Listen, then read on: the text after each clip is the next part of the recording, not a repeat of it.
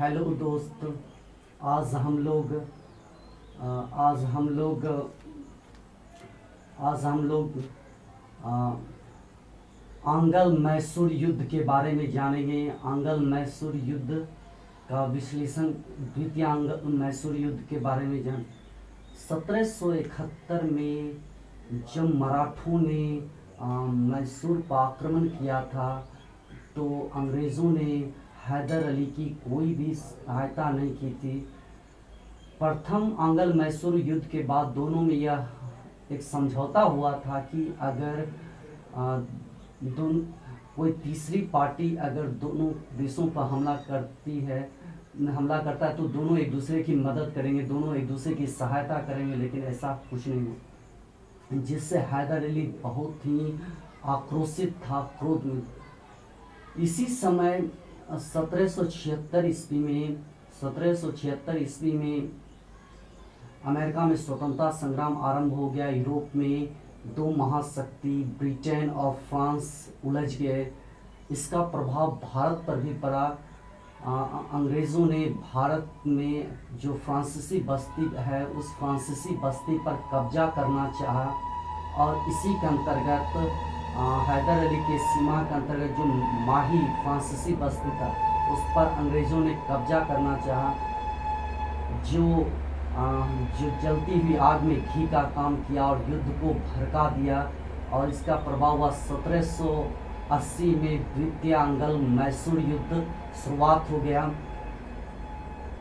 इसके बाद हैदर अली ने निज़ाम और मराठों को अपने पक्ष में मिला लिया। इसके बाद शुरुआत में हैदर अली को सफलता मिली। उसने मुनरो को और बेली को हराया। यह समाचार अब बंगाल पहुंचा और बंगाल में वारेन हेस्टिंग्स ने वहां से सेना और आर्थिक मदद पहुंचाया और उसने निज़ाम के साथ, बरार के नवाब के साथ और महादजी सिंधिया के साथ समझौता कर लिया और उसे युद्ध से तटस्थ रखा।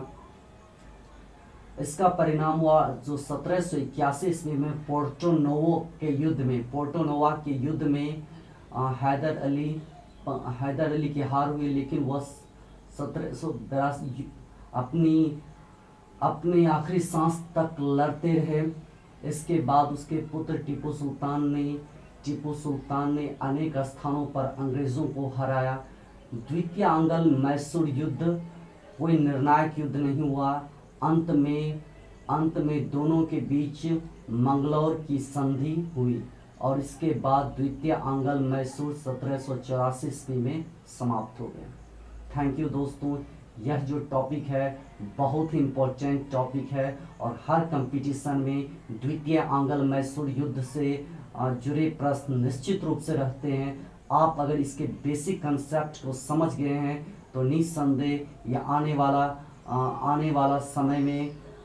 वाला समय में जिस भी कंपटीशन को देंगे इससे जुड़े प्रश्न को आसानी से, सहज से आप हल कर पाएंगे। Thank you.